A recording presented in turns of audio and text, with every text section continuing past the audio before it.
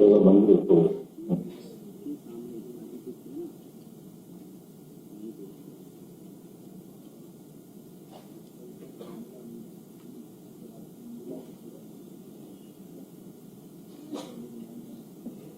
अभी कुछ ही समय में हमारे बीच माननीय प्रधानमंत्री जी का कनेक्टिविटी होना है, तब तक हम इंतजार करेंगे। धन्यवाद।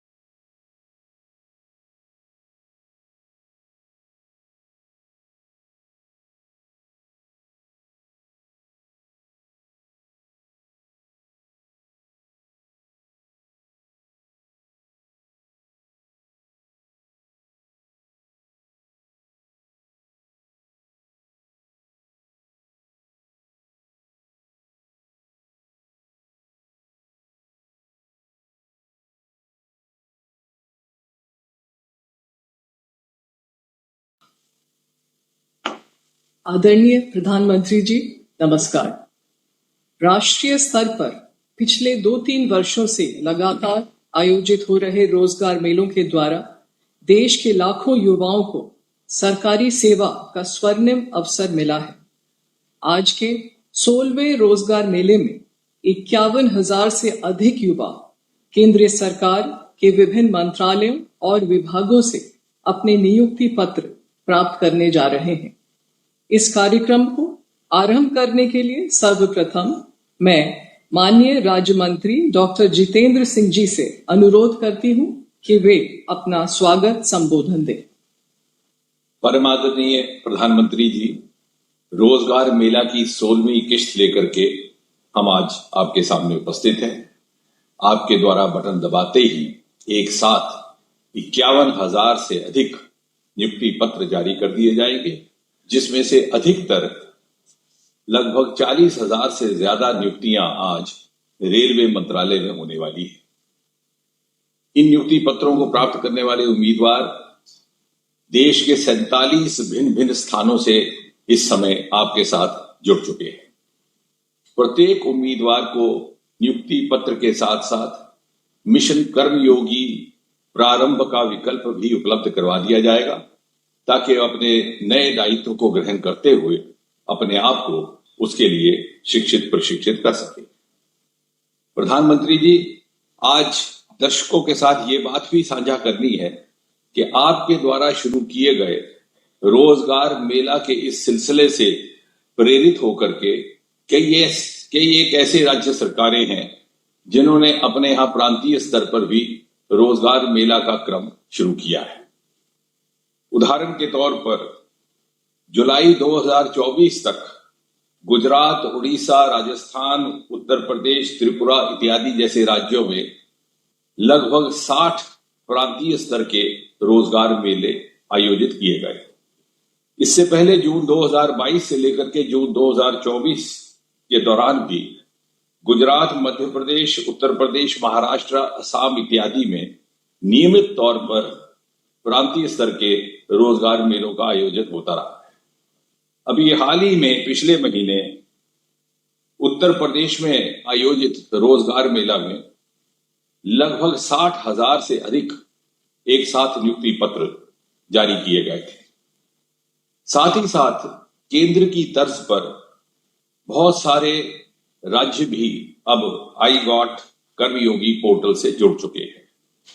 अभी 2 ही दिन पहले 9 जुलाई 2025 का यदि हम आंकड़ा देखें तो भिन्न भिन्न राज्यों से राज्य सरकारों के कर्मचारी लगभग 82 लाख की संख्या में इस पोर्टल से जुड़ चुके हैं, जिसमें सर्वाधिक संख्या बिहार से 10 लाख राज्य सरकार के कर्मचारी आज इस पोर्टल का हिस्सा है। प्रधानमंत्री जी, पिछले कुछ समय में एक और अनुभव यह भी आया है कि बहुत सारे नौजवान और उनका रुझान सरकारी नौकरी के अलावा दूसरी जॉब अपॉर्चुनिटीज की तरफ भी आकर्षित हुआ है। और दूसरी ऑब्जर्वेशन ये भी है कि बहुत सारे ऐसे सेक्टर जो शायद पहले युवाओं की प्राथमिकता में शामिल नहीं थे, अब प्राथमिकता में दिखने लगे। उदाहरण के तौर पर जहां आपके आह्वान से चलते स्टार्टअप्स की कुल संख्या देश भर में 300, 350, 400 से बढ़कर के 1.25 लाख तक जा पहुंची, हम दुनिया में तीसरे दर्जे पर आन खड़े हुए। वहीं साथ ही साथ बायोटेक स्टार्टअप्स की संख्या सन 2014 में मात्र 50 हुआ करती थी, आज बढ़कर के 11,000 से अधिक हो गई। और स्पेस स्टार्टअप्स मात्र सिंगल डिजिट हुआ करते थे, आज 300 से अधिक हो गए। और यदि हम इन स्टार्टअप्स के माध्यम से उत्पन्न हुई जॉब अपॉर्चुनिटीज की संख्या देखें तो समझ में आता है कि 17,28,000 जॉब अपॉर्चुनिटीज केवल और केवल गत 8-10 वर्षों में स्टार्टअप्स के माध्यम से उपलब्ध हुई हैं।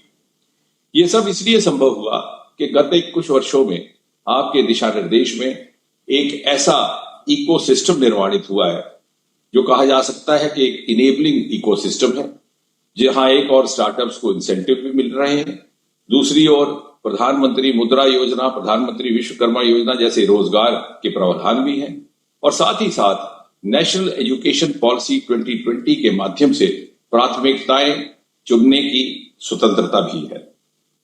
इसी प्रकार जिस तरह से गत 1 दशक में महिलाओं को आपकी ओर से प्रोत्साहित किया गया है, उसका नतीजा ये है कि आज देश में 75,935 ऐसे स्टार्टअप ग्रुप्स हैं जो वुमेन लेड स्टार्टअप्स हैं, अर्थात women have graduated from being participants to becoming leaders. और यदि इस सब की तुलना यूपीए के कार्यकाल से की जाए तो अंतर इतना अधिक है कि तुलना करने की आवश्यकता भी महसूस नहीं होती।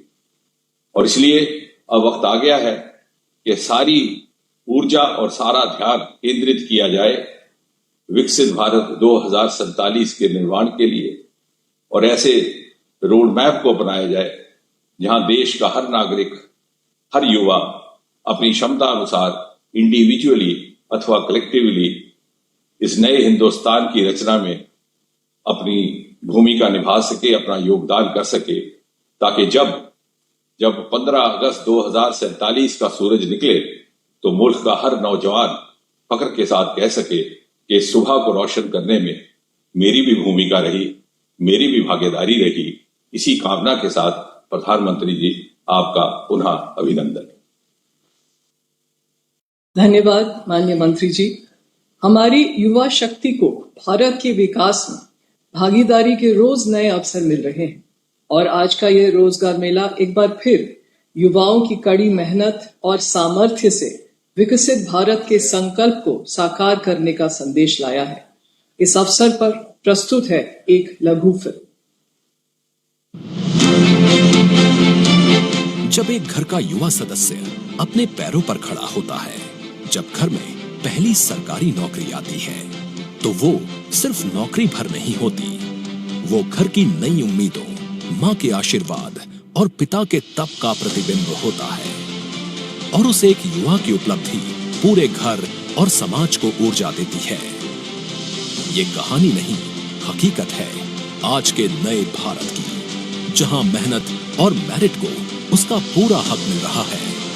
प्रधानमंत्री श्री नरेंद्र मोदी जी के नेतृत्व में बीते 11 वर्षों में जो नीतियां बनी, जो फैसले लिए गए, उनसे युवाओं के लिए संभावनाओं के अनंत द्वार खुले हैं और युवा शक्ति देश के विकास को नई गति दे रही है। भारत का युवा आज अपने परिश्रम और इनोवेशन से दुनिया को ये दिखा रहा है कि हम में कितना सामर्थ्य है। स्टार्टअप्स हो या एमएसएमई, टेक हो या ट्रेड, न्यू एज स्किल्स हो या नवाचार, हर क्षेत्र में युवा केंद्रीय भूमिका में है। युवा ऊर्जा से राष्ट्र निर्माण की इस कड़ी का अहम हिस्सा है रोजगार मेला। रोजगार मेला के तहत पारदर्शी, निष्पक्ष और तेज भर्ती प्रक्रिया के जरिए देश के लाखों युवाओं को सरकारी सेवा से जुड़ने का अवसर मिल रहा है। भर्ती प्रक्रिया को समयबद्ध तरीके से पूरा करने के लिए यूपीएससी, एसएससी, आरआरबी, आईबीपीएस और केंद्र सरकार के अन्य विभाग और संस्थान निरंतर कार्यरत हैं। आज 51,000 से अधिक युवाओं को विभिन्न मंत्रालयों और विभागों जैसे रेल मंत्रालय में अनेक पद जैसे assistant loco pilot, station master, junior engineer, track maintainer, pointsman और टेक्नीशियनों के साथ साथ टीटीई, कमर्शियल क्लर्क एवं बुकिंग क्लर्क, गृह मंत्रालय में सब इंस्पेक्टर, कांस्टेबल, स्वास्थ्य मंत्रालय में डॉक्टर, नर्स, भारतीय स्टेट बैंक में जूनियर एसोसिएट्स, डाक विभाग में पोस्टल असिस्टेंट्स और ग्रामीण डाक सेवक, शिक्षा विभाग में अध्यापक, लेक्चरर सहित अनेक विभागों में महत्वपूर्ण अवसर मिल रहे हैं। रोजगार मेला प्रमाण है उस भरोसे का कि आज के भारत में सिफारिश नहीं, काबिलियत ही सब कुछ है। हर नियुक्ति पत्र सिर्फ एक कागज नहीं, आत्मसम्मान का दस्तावेज है। रोजगार मेला, युवा शक्ति से पूरा होगा विकसित भारत का सपना। अब मैं आदरणीय प्रधानमंत्री जी से आग्रह करती हूँ कि कृपया रिमोट का बटन दबाकर 51,000 से अधिक नियुक्ति पत्रों के वितरण के इस अभियान का शुभारंभ करें।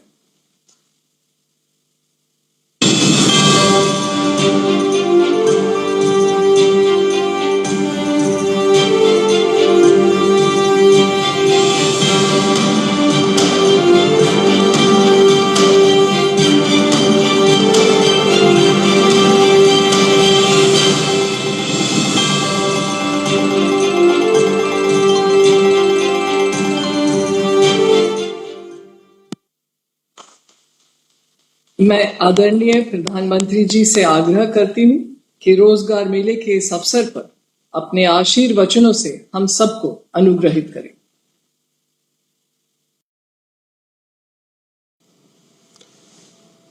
नमस्कार। केंद्र सरकार में युवाओं को पक्की नौकरी देने का हमारा अभियान निरंतर जारी है और हमारी पहचान भी है बिना पर्ची बिना खर्ची। आज 51,000 से अधिक युवाओं को नियुक्ति पत्र दिए गए हैं। ऐसे रोजगार मेलों के माध्यम से अब तक लाखों नौजवानों को भारत सरकार में परमानेंट जॉब मिल चुकी है। अब ये नौजवान राष्ट्र निर्माण में बड़ी भूमिका निभा रहे हैं। आज भी आप में से कई ने भारतीय रेल में अपने दायित्वों की शुरुआत की है। कई साथी अब देश की सुरक्षा के भी प्रहरी बनेंगे।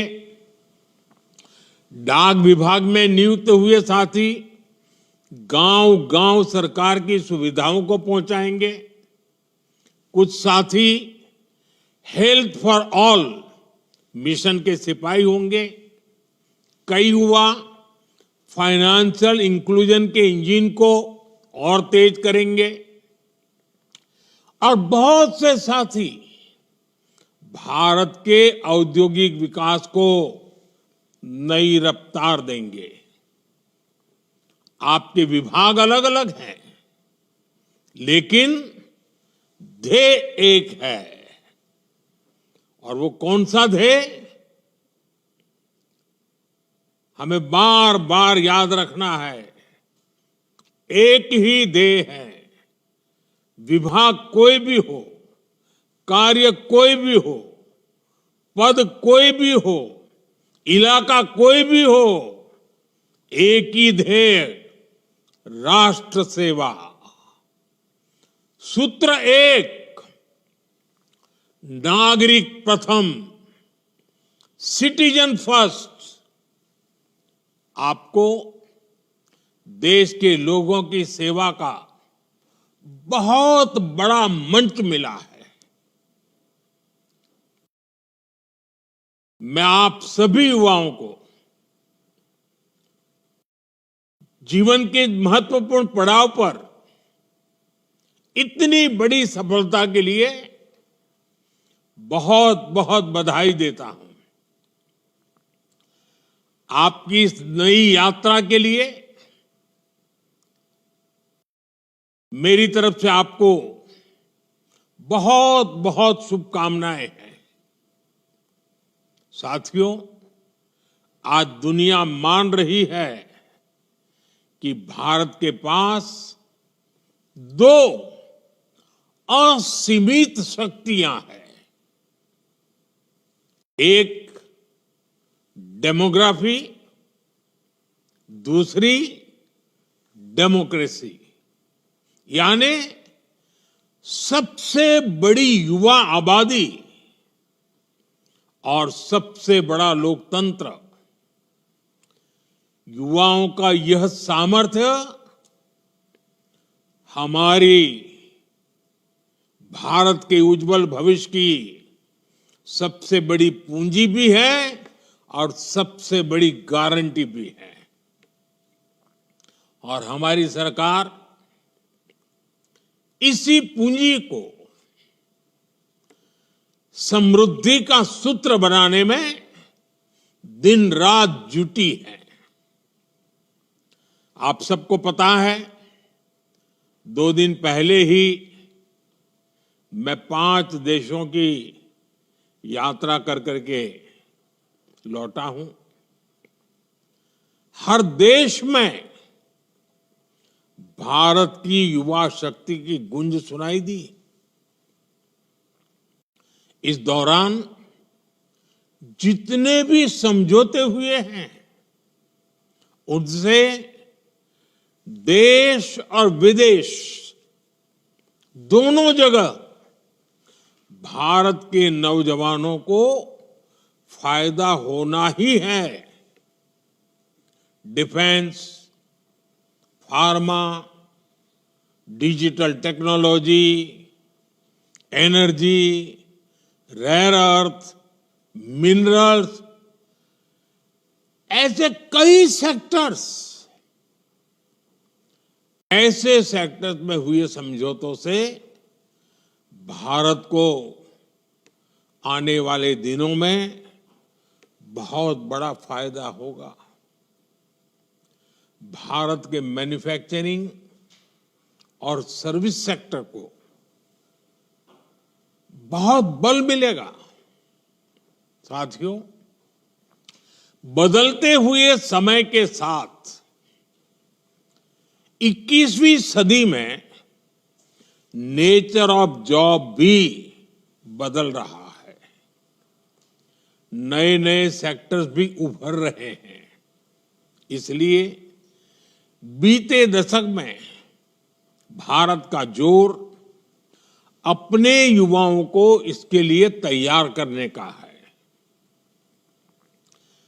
और इसके लिए अहम निर्णय भी लिए गए हैं। आधुनिक जरूरतों को देखते हुए आधुनिक नीतियां भी बनाई गई हैं। स्टार्टअप्स, इनोवेशन और रिसर्च का जो इकोसिस्टम आज देश में बन रहा है, वो देश के युवाओं का सामर्थ्य बढ़ा रहा है। आज जब मैं नौजवानों को देखता हूं कि वे अपना स्टार्टअप शुरू करना चाहते हैं, तो मेरा भी आत्मविश्वास बढ़ जाता है। और अभी हमारे डॉक्टर जितेंद्र सिंह जी ने स्टार्टअप के विषय में विस्तार से कुछ आंकड़े भी बताए आपको सामने। मुझे खुशी होती है कि मेरे देश का नौजवान बड़े विजन के साथ, तेज गति से, मक्कमता के साथ आगे बढ़ रहा है। वो कुछ नया करना चाहता है। साथियों, भारत सरकार का जोर प्राइवेट सेक्टर में रोजगार के नए अवसरों के निर्माण पर भी है। हाल ही में सरकार ने एक नई स्कीम को मंजूरी दी है, एम्प्लॉयमेंट लिंक इंसेंटिव स्कीम। इस योजना के तहत सरकार प्राइवेट सेक्टर में पहली बार रोजगार पाने वाले युवा को 15,000 रुपये देगी। यानी पहली नौकरी की पहली सैलरी में सरकार अपना योगदान देगी। इसके लिए सरकार ने करीब 1,00,000 करोड़ रुपए का बजट बनाया है। इस स्कीम से लगभग 3.5 करोड़ नए रोजगार के निर्माण में मदद मिलेगी। साथियों, आज भारत की एक बहुत बड़ी ताकत हमारा मैन्युफैक्चरिंग सेक्टर है। मैन्युफैक्चरिंग में बहुत बड़ी संख्या में नई नई जॉब्स बन रही है। मैन्युफैक्चरिंग सेक्टर को गति देने के लिए इस वर्ष के बजट में मिशन मैन्युफैक्चरिंग की घोषणा की गई है। बीते सालों में हमने मेक इन इंडिया अभियान को मजबूती दी है। सिर्फ पीएलआई स्कीम से उससे ही 11 लाख से अधिक रोजगार देश में बने हैं। बीते सालों में मोबाइल फोन और इलेक्ट्रॉनिक सेक्टर का अभूतपूर्व विस्तार हुआ है। आज करीब 11 लाख करोड़ रुपए की इलेक्ट्रॉनिक्स मैन्युफैक्चरिंग हो रही है, 11 लाख करोड़। इसमें भी बीते 11 साल में 5 गुना से भी अधिक वृद्धि हुई है। पहले देश में मोबाइल फोन मैन्युफैक्चरिंग की 2 या 4 यूनिट थी, सिर्फ 2 या 4। अब मोबाइल फोन मैन्युफैक्चरिंग से जुड़ी करीब करीब 300 यूनिट्स भारत में है और इसमें लाखों युवा काम कर रहे हैं। वैसा ही एक और क्षेत्र है और ऑपरेशन सिंदूर के बाद तो उसकी बहुत चर्चा भी है, बड़े गौरव से चर्चा हो रही है, और वो है डिफेंस मैन्युफैक्चरिंग। डिफेंस मैन्युफैक्चरिंग में भी भारत नए रिकॉर्ड्स बना रहा है। हमारा डिफेंस प्रोडक्शन 1.25 लाख करोड़ रुपए से ऊपर पहुंच चुका है। भारत ने एक और बड़ी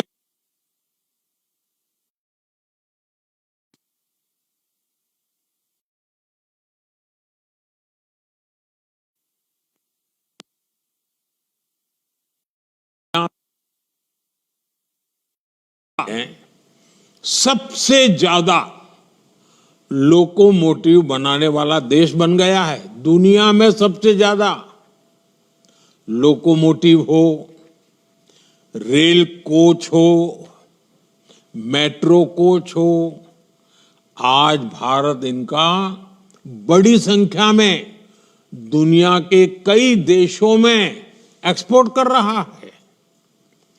हमारा ऑटोमोबाइल सेक्टर भी अभूतपूर्व ग्रोथ कर रहा है। बीते 5 साल में ही इस सेक्टर में करीब $40 बिलियन का एफडीआई आया है, यानी नई कंपनियां आई हैं, नई फैक्ट्रियां लगी हैं, नए रोजगार बने हैं और साथ साथ गाड़ियों की डिमांड भी बहुत बढ़ी है। गाड़ियों की रिकॉर्ड बिक्री हुई है भारत में। अलग अलग सेक्टर्स में देश की ये प्रगति, ये मैन्युफैक्चरिंग के रिकॉर्ड तभी बनते हैं, ऐसे नहीं बनते। ये सब तब संभव होता है जब ज्यादा से ज्यादा नौजवानों को नौकरियां मिल रही हैं, नौजवानों का पसीना लगता है उसमें, उनका दिमाग काम करता है, वो मेहनत करते हैं। देश के नौजवानों ने रोजगार तो पाया है, लेकिन ये कमाल करके भी दिखाया है। अब सरकारी कर्मचारी के तौर पर आपको हर संभव प्रयास करना है कि देश में मैन्युफैक्चरिंग सेक्टर की ये गति निरंतर बढ़ती रहे। जहां भी आपको दायित्व मिले, आप एक प्रोत्साहक के रूप में काम करें, लोगों को एनकरेज करें, रुकावटें दूर करें। जितना ज्यादा आप सरलता लाएंगे, उतनी सुविधा देश में अन्य लोगों को भी बढ़ेगी। साथियों, आज हमारा देश दुनिया की, और कोई भी हिंदुस्तानी बड़े गर्व से कह सकता है, आज हमारा देश दुनिया की तीसरी बड़ी इकोनॉमी बनने की तरफ तेजी से आगे बढ़ रहा है। ये मेरे नौजवानों के पसीने की कमाल है। बीते 11 वर्षों में हर सेक्टर में देश ने प्रगति की है। हाल में इंटरनेशनल लेबर ऑर्गेनाइजेशन आईएलओ की एक बहुत बढ़िया रिपोर्ट आई है, शानदार रिपोर्ट है। इस रिपोर्ट में कहा गया है कि बीते दशक में भारत के 90 करोड़ से अधिक नागरिकों को वेलफेयर स्कीम के दायरे में लाया गया है। एक प्रकार से सोशल सिक्योरिटी के दायरा गिना जाता है। और इन स्कीम्स का फायदा सिर्फ वेलफेयर तक सीमित नहीं है। इससे बहुत बड़ी संख्या में नए रोजगार भी बने हैं। जैसे एक छोटा उदाहरण मैं देता हूं, पीएम आवास योजना। अब ये पीएम आवास योजना के तहत 4 करोड़ नए पक्के घर बन चुके हैं और 3 करोड़ नए घर अभी बनाने की प्रक्रिया चल रही है। इतने घर बन रहे हैं तो इसमें मिस्त्री, लेबर, रॉ मटेरियल से लेकर ट्रांसपोर्ट सेक्टर में छोटी छोटी दुकानदारों के काम, माल ढोने वाले ट्रक के ऑपरेटर्स, आप कल्पना कर सकते हैं कितने सारे जॉब्स क्रिएट हुए हैं। इसमें भी सबसे खुशी की बात है कि ज्यादातर रोजगार हमारे गांव में मिले हैं। उसे गांव छोड़ करके जाना नहीं पड़ रहा है। इसी तरह 12 करोड़ नए टॉयलेट देश में बने हैं। इससे निर्माण के साथ साथ प्लम्बर्स हो, लकड़ी का काम करने वाले लोग हो, जो हमारे विश्वकर्मा समाज के लोग हैं, उनके लिए कितने सारे काम निकले हैं। यही हैं जो रोजगार का विस्तार भी करते हैं, प्रभाव भी पैदा करते हैं। ऐसे ही आज 10 करोड़ से अधिक नए, मैं जो बात बता रहा हूं नए लोगों की बताता हूं, नए एलपीजी कनेक्शन देश में उज्ज्वला स्कीम के तहत दिए गए हैं। अब इसके लिए बहुत बड़ी संख्या में बॉटलिंग प्लांट्स बने हैं। गैस सिलेंडर बनाने वालों को काम मिला है, उसमें भी रोजगार पैदा हुए हैं। गैस सिलेंडर की एजेंसी वालों को काम मिला है। गैस सिलेंडर घर घर पहुंचाने के लिए जो लोग चाहिए उनको नए नए रोजगार मिले हैं। आप एक एक काम लीजिए, कितने प्रकार के रोजगार के अवसर पैदा होते हैं। इन सारी जगहों पर लाखों लाखों लोगों को नए रोजगार मिले हैं। साथियों, मैं एक और योजना की भी चर्चा करना चाहता हूं। अब आपको पता है ये योजना तो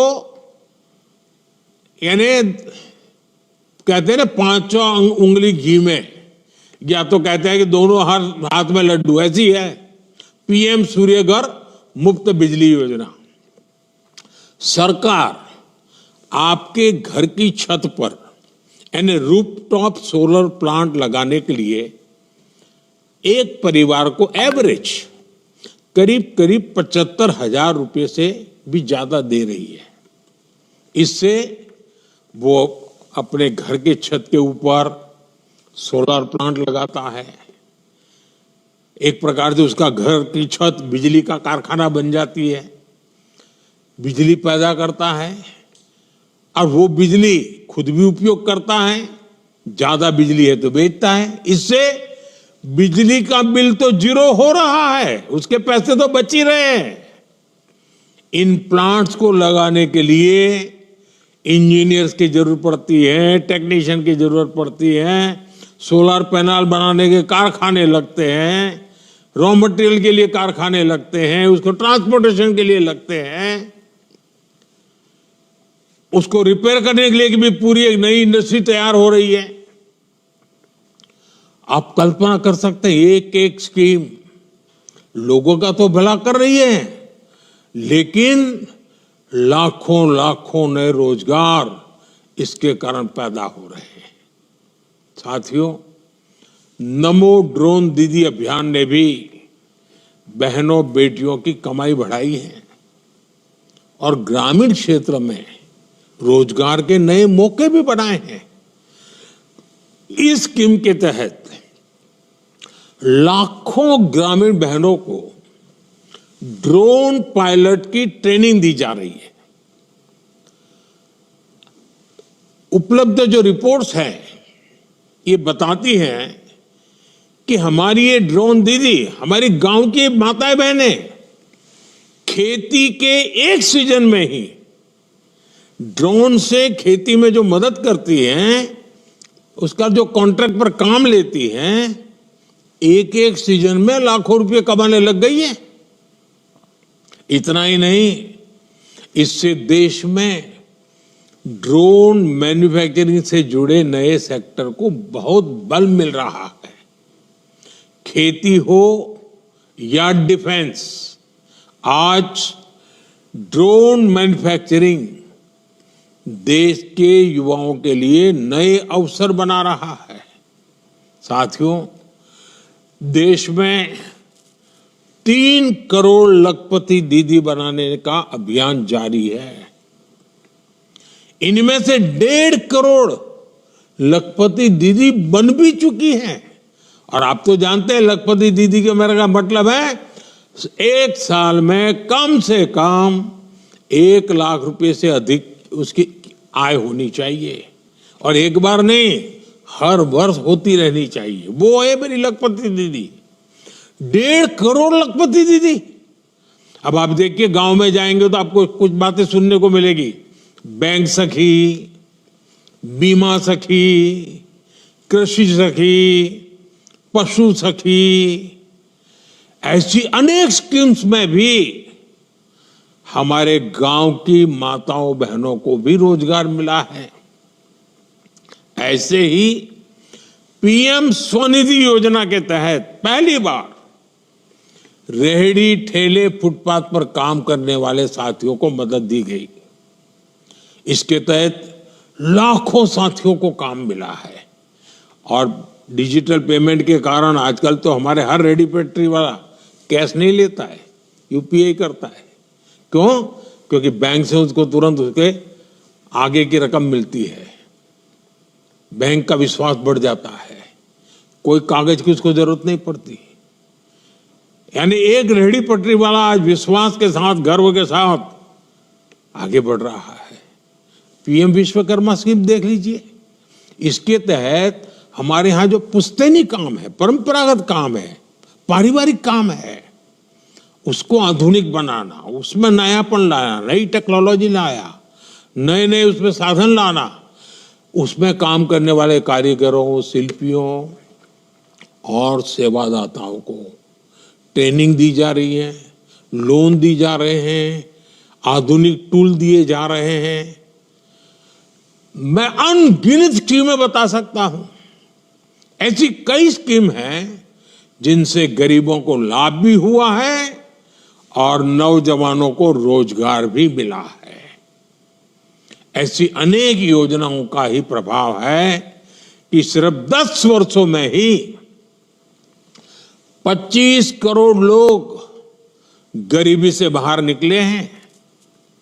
अगर रोजगार न मिलता, अगर परिवार में आय का साधन न होता, तो मेरा गरीब भाई बहन जो 3-3, 4-4 पीढ़ी से गरीबी में जिंदगी गुजार रहा था, जीवन के लिए एक एक दिन काटने के लिए उसको मौत दिखाई देती, इतना डर लगता था। लेकिन आज वो इतना ताकतवर बना है कि मेरे 25 करोड़ गरीब भाई बहनों ने गरीबी को परास्त करके दिखाया, विजयी होकर के निकले हैं। और ये सारे मेरे 25 करोड़ भाई बहन जिन्होंने गरीबी को पीछे छोड़ा है ना, उनकी हिम्मत को मैं दाद देता हूं। उन्होंने सरकार की योजनाओं का लाभ उठा करके हिम्मत के साथ आगे बढ़े, रोते नहीं बैठे। गरीबी को उन्होंने उखाड़ के फेंक दिया, पराजित कर दिया। अब आप कल्पना कीजिए, अब इन 25 करोड़ का कितना नया आत्मविश्वास होगा। एक बार संकट से व्यक्ति निकल जाए ना, फिर नई ताकत पैदा हो जाती है। मेरे देश में एक नई ताकत ये भी आई है, जो देश को आगे ले जाने में बहुत काम आने वाली है। और आप देखिए, ये सिर्फ सरकार कह रही, ऐसा नहीं है, आज वर्ल्ड बैंक जैसी बड़ी वैश्विक संस्थाएं खुल करके इस काम के लिए भारत की प्रशंसा कर रही है, दुनिया को, भारत को मॉडल के रूप में प्रस्तुत करती है। भारत को दुनिया के सबसे अधिक इक्वलिटी वाले शीर्ष के देशों में रखा जा रहा है, यानी असमानता तेजी से कम हो रही है, हम समानता की ओर आगे बढ़ रहे हैं। ये भी विश्व अब नोटिस कर रहा है।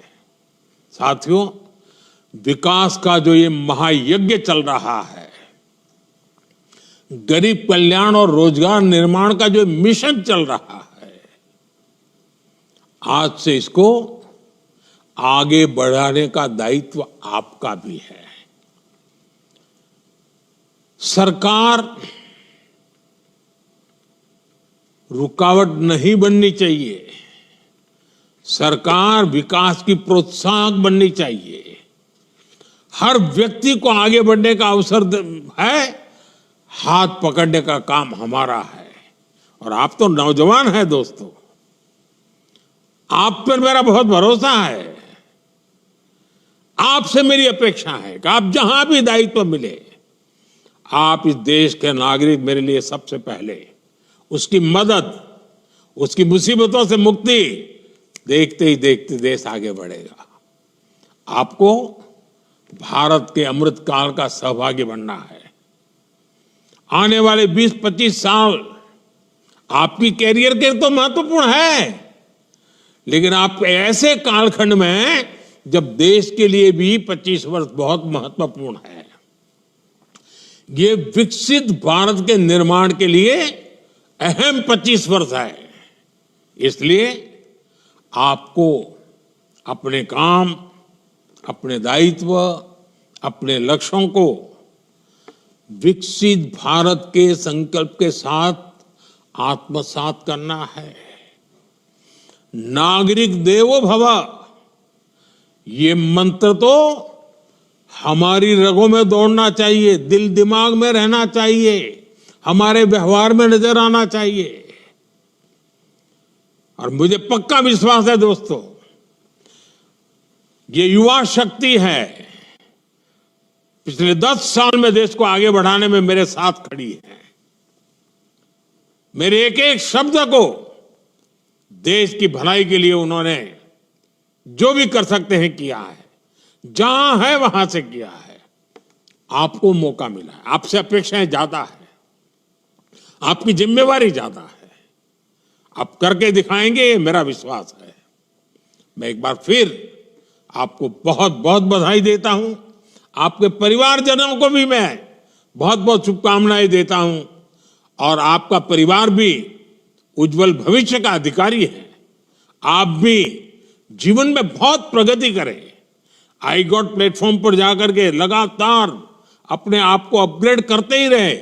एक बार जगह मिल गई, चुप पर बैठिए मत, बहुत बड़े सपने देखिए, बहुत आगे जाने के लिए सोचिए। काम कर करके, नया नया सीख करके, नया नया परिणाम ला करके प्रगति भी कीजिए। आपकी प्रगति में देश का गौरव है, आपकी प्रगति में मेरा संतोष है। और इसलिए मैं आज जब आप एक नए जीवन की शुरुआत कर रहे हैं, आपसे बात करने के लिए आया हूं, शुभकामनाएं देने के लिए आया हूं, और बहुत सारे सपनों को पूरा करने के लिए अब आप मेरे एक साथी बन रहे हैं। मेरे एक निकट साथी के रूप में मैं आपका स्वागत करता हूं। आप सबको बहुत बहुत धन्यवाद, बहुत बहुत शुभकामनाएं।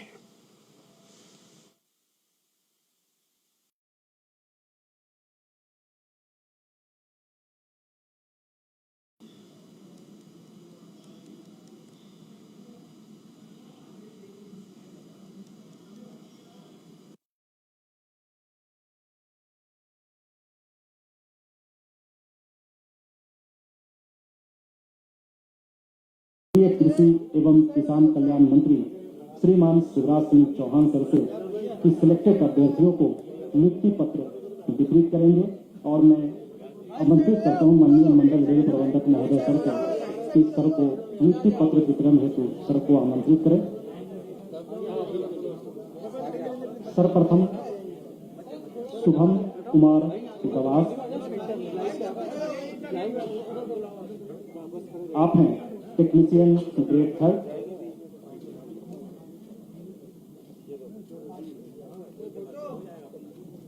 तालियां बजती रहनी चाहिए।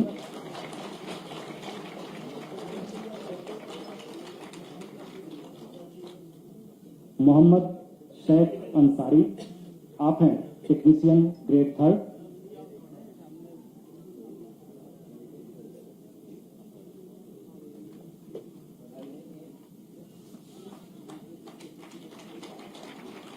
गोविंद कुमार, आप हैं technician grade 3।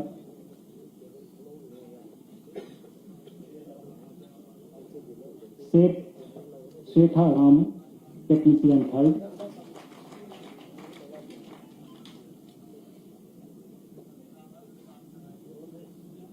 Kunjan Kumar, technician 3।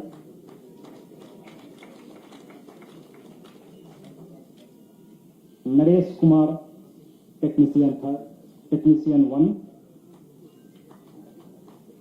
आकांक्षा Kolare, technician 1।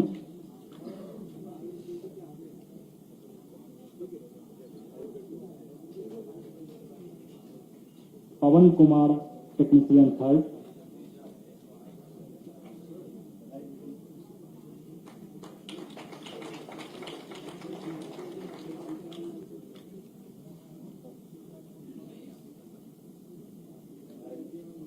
Prasanna, technician 3।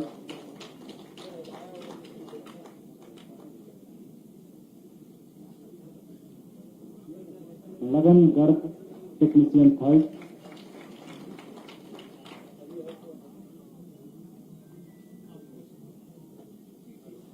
Anmol Pandey, goods train manager.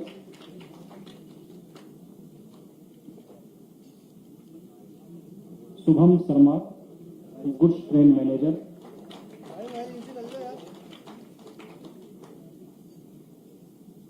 Shubh Sharma, skill technician.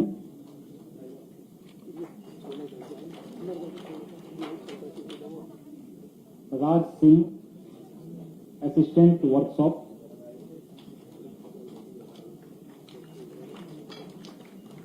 Mister Vishnu K Suresh, assistant professor.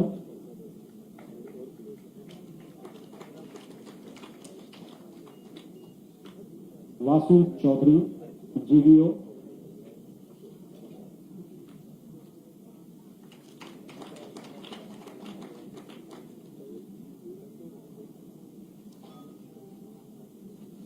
Deepika Maran, जीवीओ।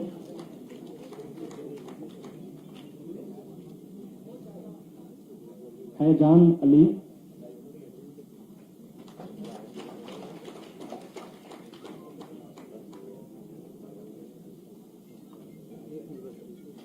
ईसा रक्षिता मेस, जीवीओ।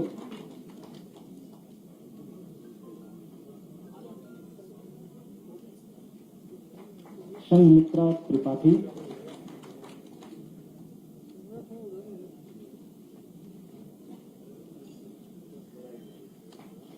Chandrashekhar, head constable ministerial.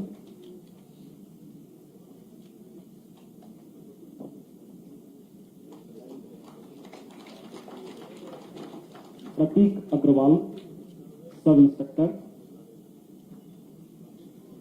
कृपया तालियां बजती रहनी चाहिए। श्री आलोक सिंह, डीपीएम।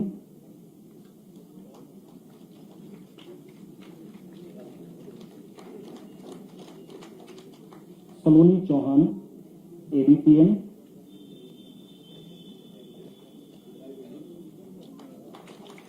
अंजलि चौबे,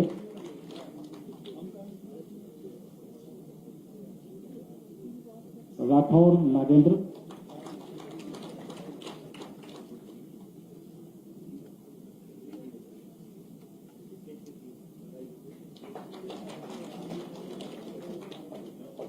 प्रियंका मैना,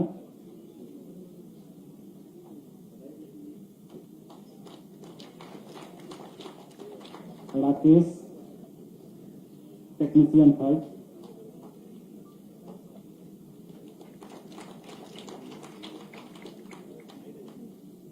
पंकज कुमार नागर टेक्नीशियन 3rd,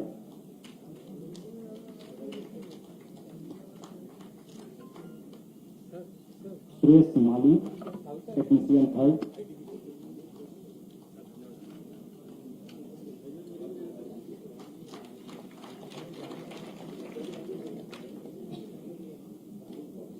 मैं इस शुभ अवसर पर माननीय मुख्य अतिथि एवं मंचासीन हमारे समस्त अतिथिगणों के साथ एक ग्रुप फोटो के लिए अभी तक वितरित किए हुए सारे अपॉइंटी को प्लीज मंच पर आमंत्रित करता हूं। कृपया आप सभी ग्रुप फोटो के लिए आ जाएं।